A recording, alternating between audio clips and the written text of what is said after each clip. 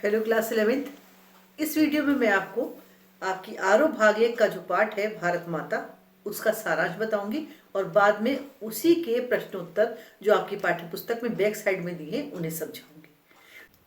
आपकी पाठ्य पुस्तक में भारत माता पाठ पंडित नेहरू ने लिखा है, जिनका जन्म 1889 में इलाहाबाद में हुआ और जिनकी मृत्यु 1964 में हुई।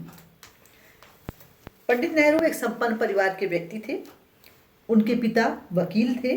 उनकी प्रारंभिक शिक्षा घर पर हुई और उच्च शिक्षा के लिए वो इंग्लैंड गए। वहीं से वकालत उन्होंने पास की। पंडित जी पर गांधी जी का बहुत ही प्रभाव था, इसीलिए उनकी पुकार पर वो पढ़ाई छोड़कर देश की आज़ादी की लड़ाई में जुट गए थे। बाद में जब हमारा देश आज़ाद हो गया तो वो हमारे देश के पहले प्रधानमंत्री भी बने। जो प्रस्तुत पाठ है आपका, जिसका नाम भारत माता है, जिसे मैंने बताया पंडित जवाहरलाल नेहरू ने लिखा है, वो हिंदुस्तान की कहानी का 5वां अध्याय है, जिसे हरिभाऊ उपाध्याय ने अंग्रेजी से हिंदी में अनुवाद किया है। इस पाठ में या इस हिस्से में नेहरू जी ने बताया है कि किस प्रकार से वो देश की आज़ादी से पहले देश के हर कोने कोने में जाकर लोगों को संबोधित करते थे और उन्हें ये बताते थे कि किस तरह से भारत दूर दूर हिस्सों में होने के बाद भी, लोग दूर दूर रहने के बाद भी एक है, क्योंकि भारत हमारा एक है और उनकी समस्याएं भी एक ही जैसी हैं। यही उन्होंने इस सब में बताने की कोशिश की है। नेहरू जी अक्सर जलसों में जाया करते थे और वो हिंदुस्तान या भारत की चर्चा करते थे। भारत जो एक संस्कृत का शब्द है, वो शहरों में कम चर्चा करते थे क्योंकि वहाँ के लोग बहुत समझदार होते हैं, लेकिन गाँव में जाकर उन्हें वो अलग तरह से बताना पड़ता था, क्योंकि उनकी समझ और शहर में रहने वालों की समझ में अंतर होता है। वो हर जलसे या मीटिंग में लोगों से भारत की बात करते और ये बताते कि अलग अलग रहने के बाद भी हम सब एक है। हिंदुस्तान बहुत बड़ा है, सभी जगह एक सी प्रॉब्लम्स हैं, पूरब से पश्चिम तक, उत्तर से दक्षिण तक किसानों की प्रॉब्लम्स एक जैसी हैं, जिसके लिए एक वर्ड आपकी किताब में आया है, यकसा। यकसा का मतलब होता है एक जैसा। और उनसे स्वराज का जिक्र भी किया करते थे, बताते थे कि ये सब कुछ लोगों के लिए नहीं है, ये सभी के फायदे के लिए होगा। यानी जब हमारा देश आज़ाद हो जाएगा तो उसका जो लाभ है देश के हर हर व्यक्ति को मिलेगा। वो जहाँ भी जाते किसानों से बातें करते, किसानों को ये बताते कि किस प्रकार से देश जब आज़ाद हो जाएगा तब उनको उससे क्या लाभ मिलेगा। और सैकड़ों देश के लोग जो हैं, सैकड़ों भारतवासी इस आज़ादी की लड़ाई में लगे हुए हैं। हिंदुस्तान के लोग चाहे एक दूसरे से कितने भी अलग हों, दूर हो, लेकिन सबके रहन सहन, सबके खान पान, सभी की समस्याएं एक जैसी हैं, इसीलिए वो सभी से इस बारे में बातें किया करते थे। देश और स्वराज का अर्थ बताते उनको। वो उनसे कहते कि जब देश आज़ाद हो जाएगा तो उसका फायदा, उसका लाभ हर नागरिक को मिलेगा, चाहे वो शहर में रहने वाला हो या गांव में रहने वाला हो। पंडित जी ने पूरे भारत की बहुत सी यात्राएं की थी। उन लोगों को अपनी यात्रा के विषय में बताया करते थे। सभी की प्रॉब्लम्स एक जैसी थी, गरीबी की मार, कर्जदारी, पूंजीपतियों का अत्याचार, जमींदारी की मार, महाजन के उधार, कड़े लगान और सूद, पुलिस के अत्याचार और विदेशी शासन, जिसके कारण हम इतनी मुसीबतें झेल रहे थे। उन्हीं सबसे हमें आज़ाद होना था। उन्हीं सबसे आज़ाद होने के लिए हमें सबके साथ मिलके चलना था। पंडित जी आज़ादी से पहले ऐसा कहा करते थे, लेकिन आज हम आज़ाद परिवेश में सांस ले रहे हैं, हम सब आज़ाद हैं। पंडित जी चाहते थे कि जो जलसे के सारे लोग हैं या मीटिंग्स में जो लोग आया करते हैं, वो अपने बारे में नहीं बल्कि सारी दुनिया के बारे में सोचें।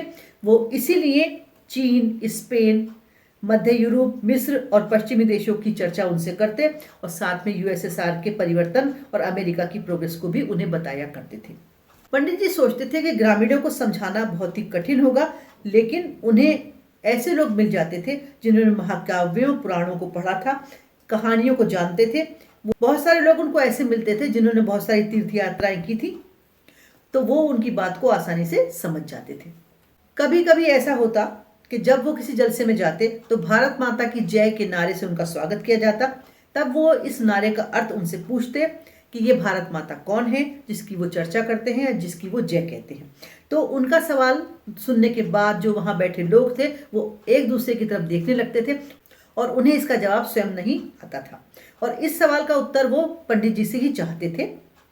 पंडित जी अपने सवाल पर सवाल करते रहते, लेकिन एक दिन उन्हें इसका उत्तर मिल गया। एक जाट जो कि पीढ़ी दर पीढ़ी से किसान था, उसने जवाब दिया कि भारत माता से उसका मतलब इस धरती से है। और पंडित जी के पूछने पर कि कौन सी धरती, वो उसका उत्तर नहीं दे पाया। तब उन्होंने बताया कि यहाँ पर होने वाली हर हर चीज, चाहे वो नदी हो, पहाड़ हो, जंगल हो, खेत हो, जो चीजें हमें कुछ ना कुछ देती हैं, जो चीजें हमें बहुत अच्छी लगती हैं, हिंदुस्तान के सारे लोग और सारा हिंदुस्तान, सारा भारत, सब कुछ मिलाकर जो है वो भारत माता है। और भारत माता की जय बोलने का अर्थ होता है इन सब लोगों की जय को बोलना।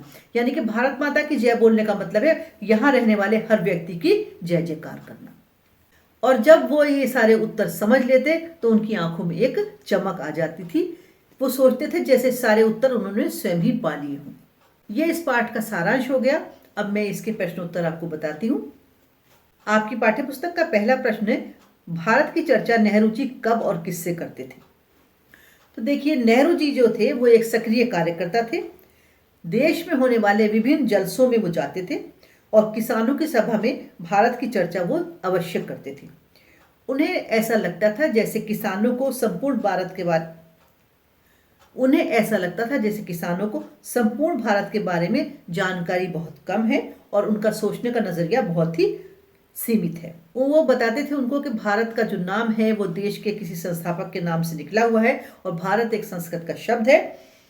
देश के एक हिस्सा दूसरे हिस्से से अलग होने के बाद भी हमारी सबकी समस्याएं एक जैसी हैं और इस समस्या का निवारण जो है तभी हो पाएगा जब हमारा देश आजाद हो जाएगा। और देश की आजादी के लिए हमें कोशिश करनी पड़ेगी, आंदोलन करने पड़ेंगे।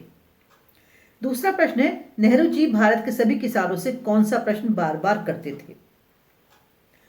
नेहरू जी भारत के किसानों से बार बार प्रश्न करते थे कि भारत माता की जय से वो क्या समझते हैं, ये भारत माता कौन है और वो धरती कौन सी है जिसे वो भारत माता कहते हैं। उनके गांव की धरती, जिले की धरती, सूबे की धरती या पूरे हिंदुस्तान की धरती। उनके इस बात को सुनने के बाद ग्रामीण उन्हें भोलेपन से देखने लगते थे। तीसरा प्रश्न आपका है, दुनिया के बारे में किसानों को बताना नेहरू जी के लिए क्यों आसान था? किसान अपनी जगह पर रहते हैं इसलिए बहुत दुनिया की जानकारी उन्हें नहीं होगी, ऐसा वो सोचते थे। लेकिन बहुत से ऐसे कारण थे जिस कारण से किसानों को सब कुछ बताना इतना कठिन नहीं था। जैसे पुराणों, महाकाव्यों, कथा कहानियों से वो पहले से परिचित थे। बहुत सारे लोग ऐसे थे जिन्होंने तीर्थ यात्रा की थी। कुछ सिपाही थे जिन्होंने प्रथम विश्व युद्ध में भाग लिया था। कुछ लोग विदेशों में नौकरियां भी करते थे और 1930 की आर्थिक मंदी के कारण दूसरे मुल्कों के बारे में, दूसरे देशों के बारे में उन्हें कुछ जानकारी भी थी। किसान सामान्यतः भारत माता का क्या अर्थ लेते थे? किसान आमतौर पर भारत माता का अर्थ अपने देश की धरती से लेते थे। नेहरू जी ने उन्हें समझाया कि गांव, जिले, नदियां, पहाड़, जंगल, खेत और करोड़ों भारतीय, ये सब मिलाकर भारत माता है। भारत माता के प्रति नेहरू जी की क्या अवधारणा थी? भारत माता के प्रति नेहरू जी का दृष्टिकोण था कि यहाँ की धरती, पहाड़, जंगल, नदी, खेत और यहाँ पर रहने वाले लोग भारत माता हैं। भारत हम जितना भी समझते हैं वो उससे भी कहीं ज्यादा है। भारत माता की जय का अर्थ होता है भारत के लोगों की जय जयकार करना। आजादी से पूर्व किसानों को किन समस्याओं का सामना करना पड़ता था?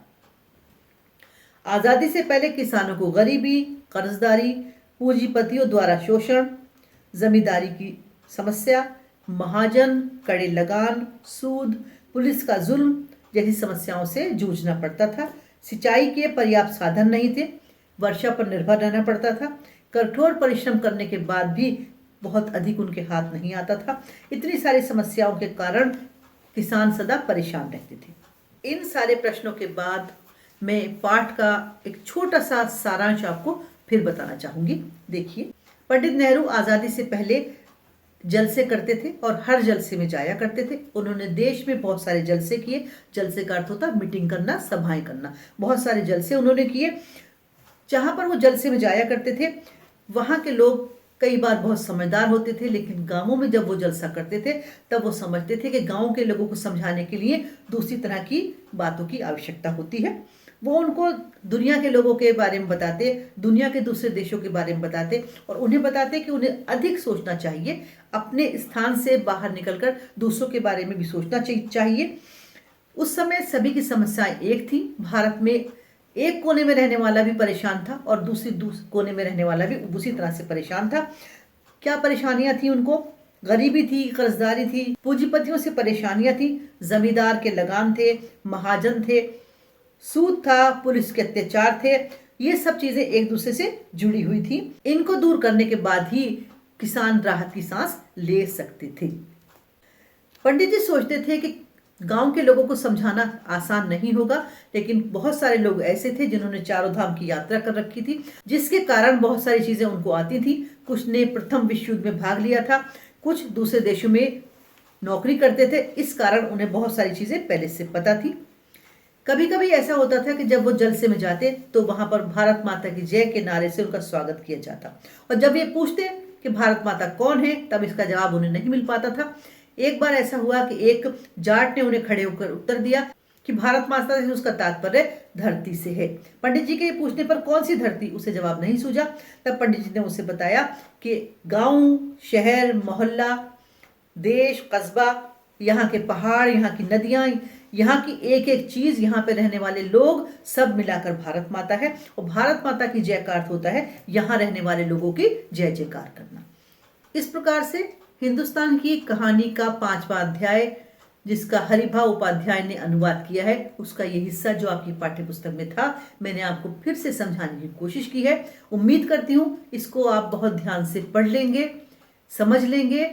पाठ्यपुस्तक का ये पाठ भारत माता आपको नॉलेज के लिए भी पढ़ना चाहिए। पाठ की रीडिंग करने के बाद प्रश्नोत्तर याद कर लीजिएगा। एमसीक्यू का वीडियो पहले ही मैं आपके लिए अपलोड कर चुकी हूँ, उसे भी आपने देखा होगा। लाइक और शेयर अवश्य कीजिए। Thank you.